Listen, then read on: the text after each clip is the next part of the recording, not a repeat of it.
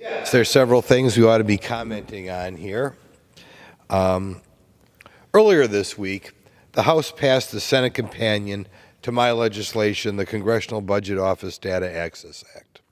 This important piece of legislation will improve the ability of the Congressional Budget Office, the CBO, to carry out its responsibilities to the legislative branch and, by extension, to the American people. Under current law, the Budget Act authorizes the CBO to collect information and data directly from federal agencies. This data is critical as it allows the CBO to perform accurate and timely analysis of proposed legislation, including calculating the cost of bills and assessing their long-term fiscal impact on our federal budget. CBO's role in providing this budgetary and economic analysis is fundamental to informed decision-making in Congress, particularly as we tackle the challenges of fiscal discipline and responsible spending that the congressman spoke about from this dais about a half hour ago. However, despite the statutory authorization for CBO to access agency data, we have seen far too many instances where federal agencies delay or restrict the CBO's access to the information necessary to perform its duties. Such delays and limitations can significantly hamper the CBO's ability to produce accurate cost estimates or deliver reports in a timely manner. This results in inefficient legislative processes and, ultimately worse, undermines our ability to make well-informed decisions for the American public. One of the primary reasons that agencies limit or delay provision of data to the CBO is the Privacy Act, which governs how agencies manage and share personal data. Currently, the Privacy Act represents a significant obstacle for the CBO, even though it's already authorized to handle the same data under stringent confidentiality requirements. The CBO Data Access Act addresses the problem by granting the CBO the same Privacy Act exemption that's already extended to other legislative branch entities such as the Government Accounting Office and Congress itself. Let me emphasize, this bill does not diminish the protections in place for sensitive information. CBO will remain subject to the same rigorous confidentiality standards as the agencies providing the data. By extending this exemption, we are simply ensuring that the CBO's authority is brought in line with that of other legislative branch entries and that it has the data access it needs to continue providing high-quality, independent, nonpartisan analysis to Congress. Furthermore, the need for the CBO to have timely access to data is especially pressing in today's legislative environment.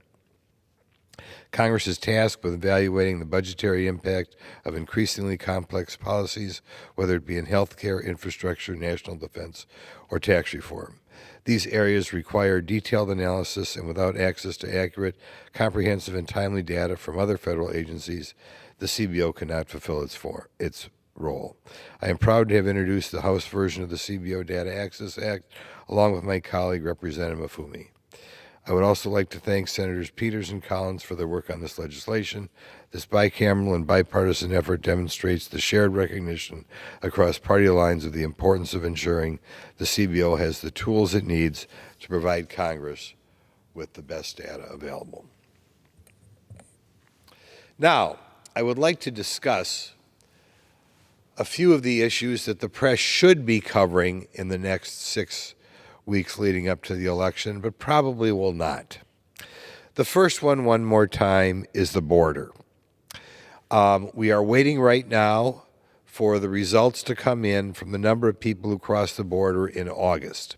However, we already know, despite what you hear from other people, that we have an all-time record number of people crossing into the border, the southwest border, in the first 11 months of the year compared to any year previously. 2.7 million people in 11 months. This is a dramatic increase, not only over past years, but over prior administrations. Before COVID, it was not unusual under the Trump administration to have 11,000 people cross the border. The difference between 11,000 and what worked its way up to 350,000. We had 243,000 this February. And even after the Biden administration weighed in and are bragging about something they finally did as we head into the election, We were still at 154,000 in August, way more than what we saw, say, in a month in 2021 or in 2020 before COVID of 11,000. So we're already at a 15-time increase. The cost of this is, of course, monetarily high, though that's not the major concern. But whether it's paying for schools, paying for medical treatment, paying for housing for people who right now do not have a job to pay for themselves is huge.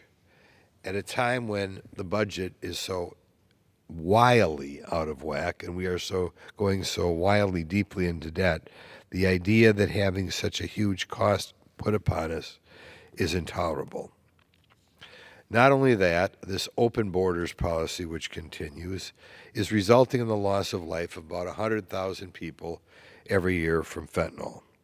That is before we get into the number of people who die crossing the border, be it drowning in the Rio Grande, drowning in the Pacific Ocean, dehydrating in the Arizona desert, before we talk about the huge number of sexual assaults that are taking place on women who try to cross the southern border, because the southern border today is controlled by the brutal Mexican drug cartels.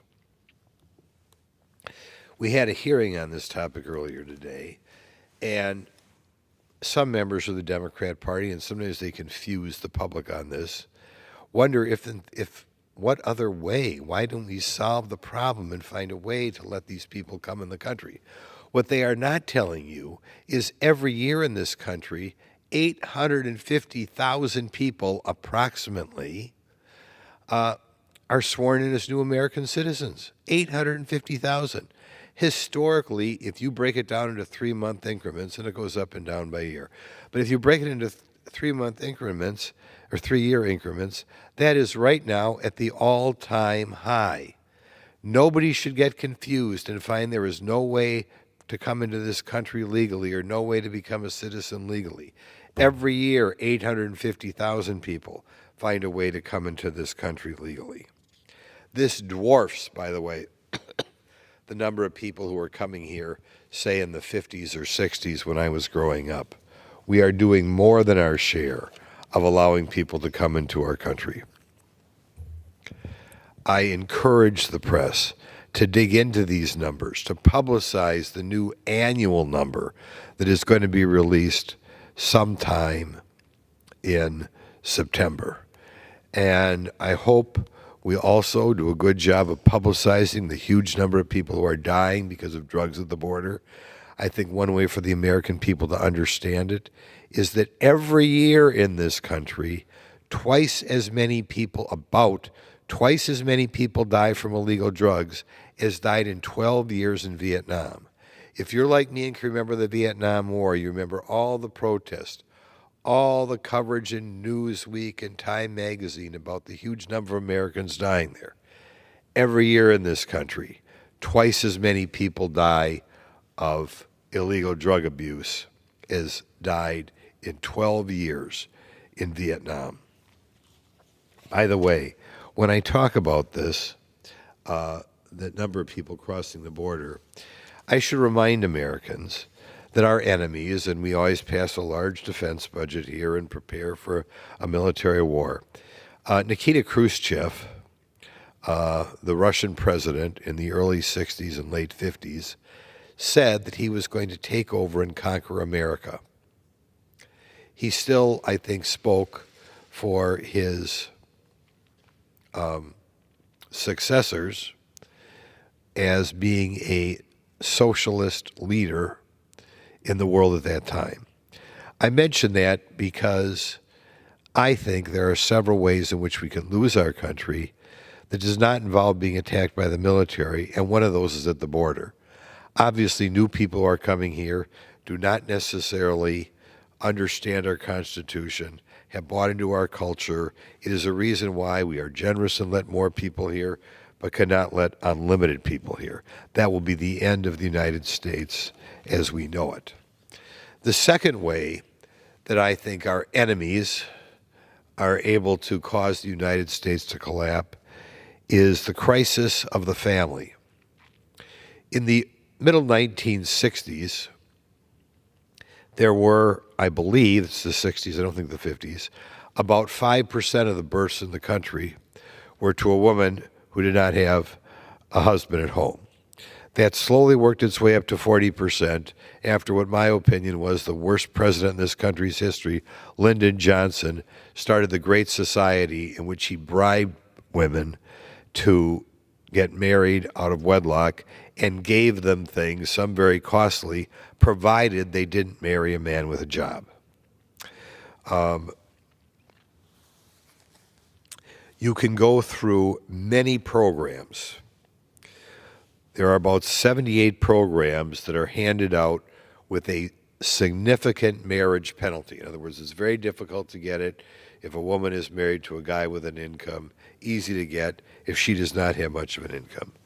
Be it low-income housing, be it SNAP, be it the Earned Income Tax Credit, be it the WIC, be it the SSDI, be it the Medicaid program, be it the Pell Grants, be it the daycare.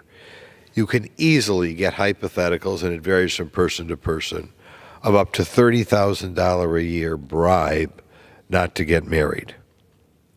This, of course, is the dream of the hard left.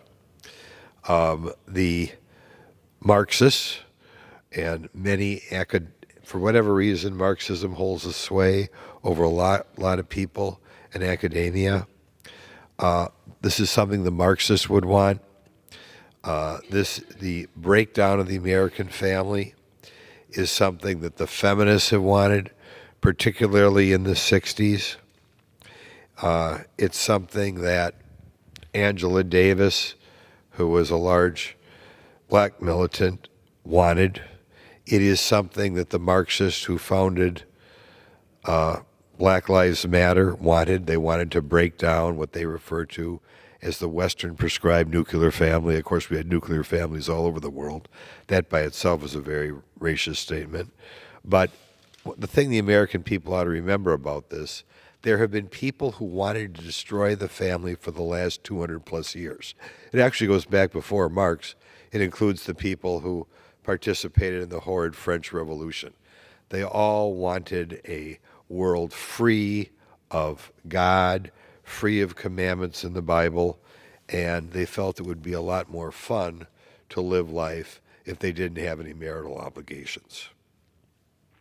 So it's not surprising, in the crowning achievement of the left in my lifetime, the Great Society, that program was designed to clearly bribe people not to get married. It's not a surprise that in his current budget, President Biden is putting more monies in these programs. And by putting more money in the program, he wants to increase the incentive not to be married.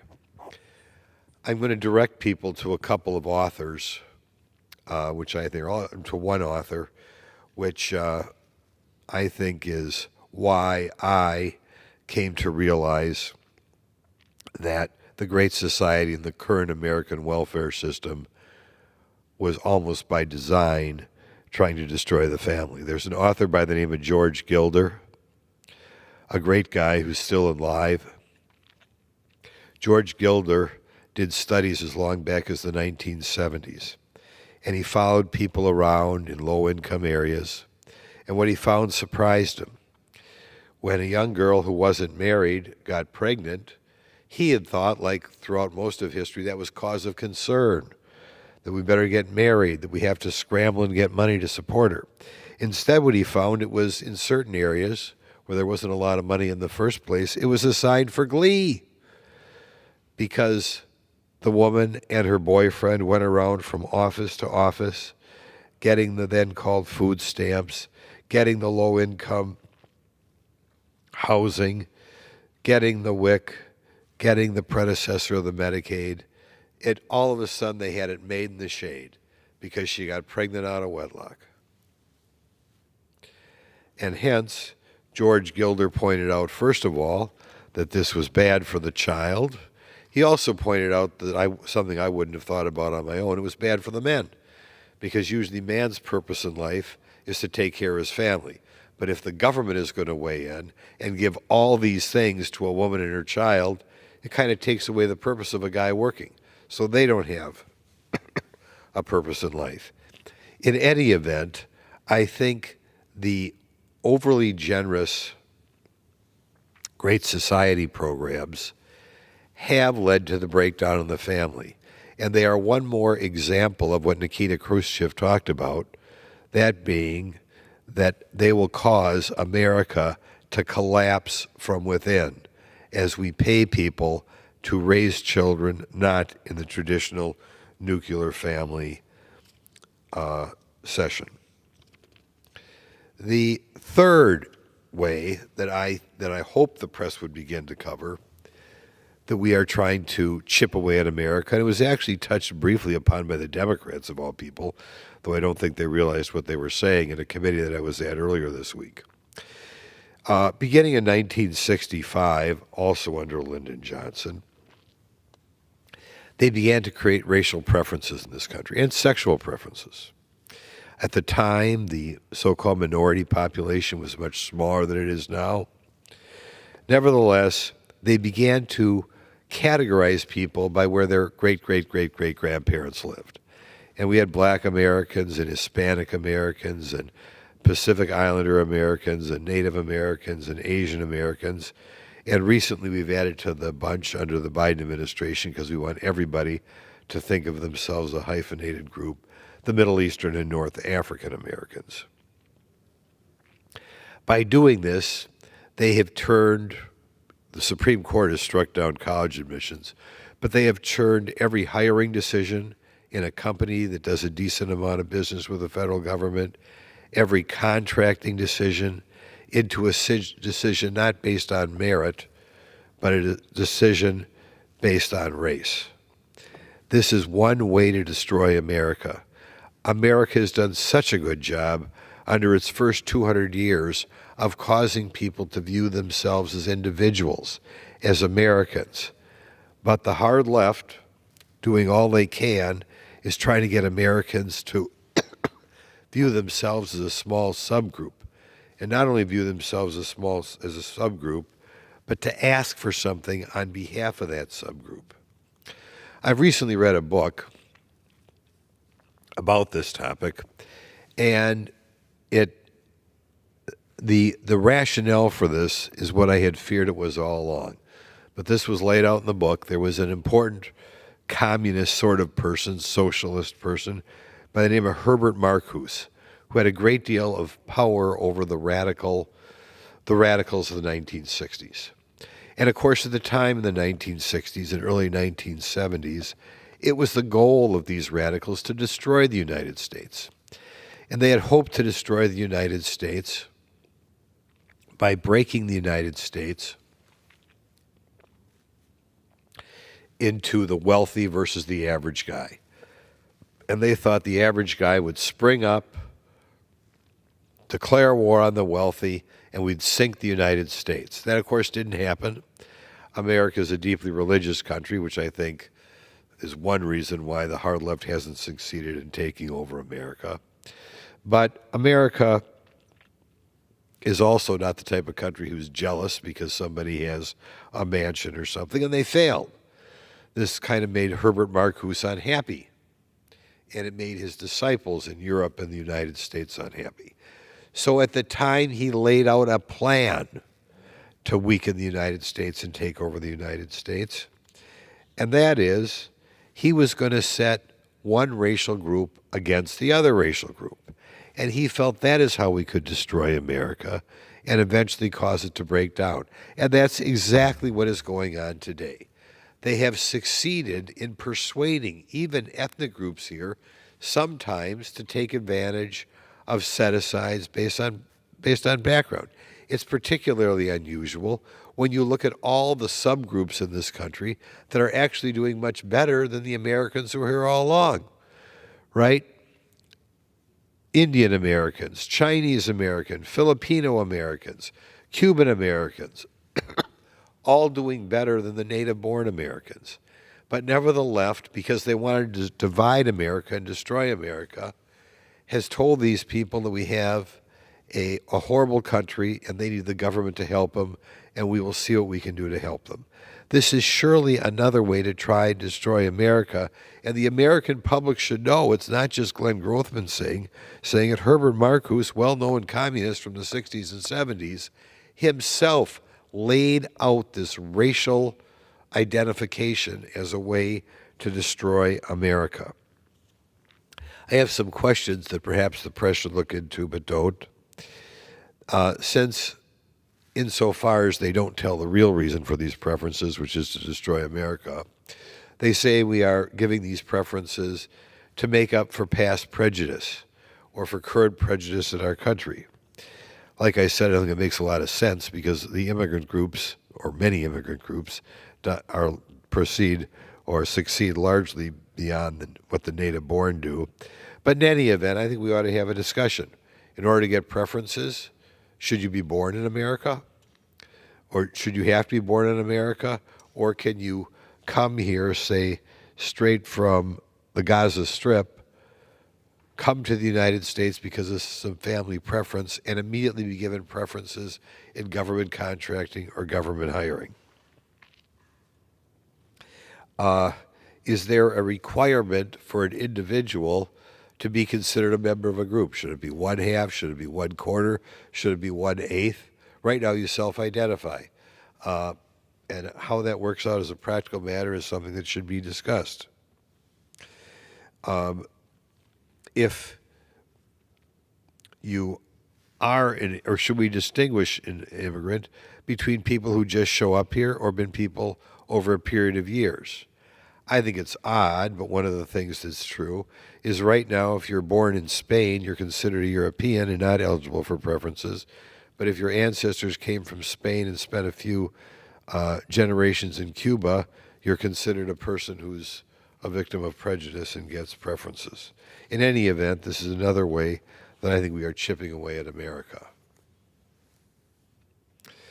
There are two more, I think, ways that I think our enemies from within are trying to chip away at the United States and destroy it. One is their attack on law enforcement.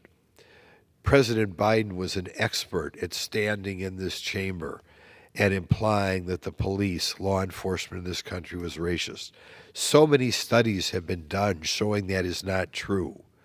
But if you're a hard left-winger and want to divide America, I suppose you could make up stories and say that because maybe one group is more in prison than another group, it must be because of racism. You should walk around on a chip on your shoulder, and you should blame your plight not on what you've done, but on racism.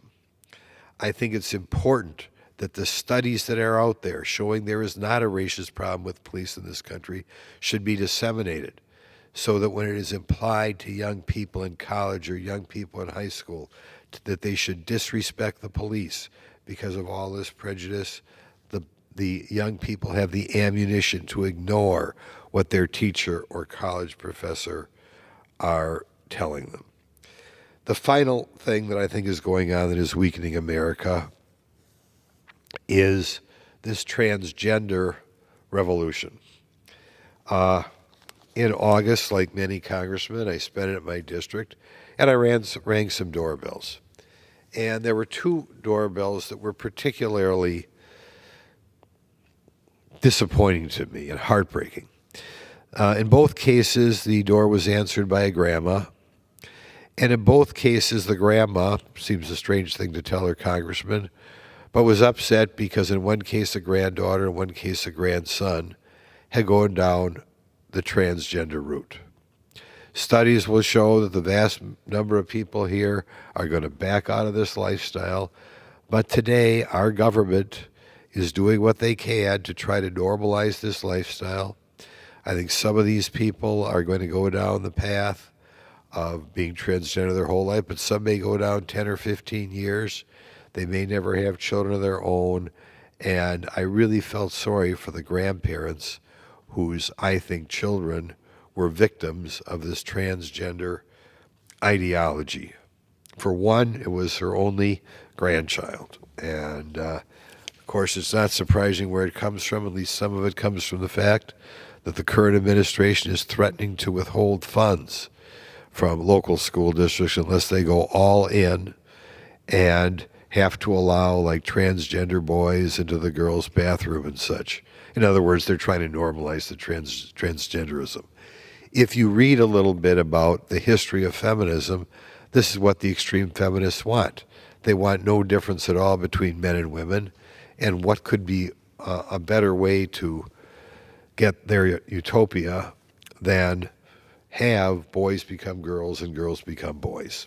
In any event, it's disappointing to see that the current administration is pushing people into this lifestyle, and at least from what I've seen from meetings I've held in this building, you are going to wind up with a lot of very unhappy people who didn't have to be that unhappy.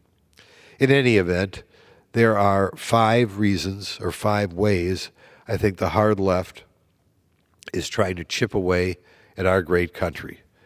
And I hope there are things that the press corps publicizes over the next couple of months as we head into this election.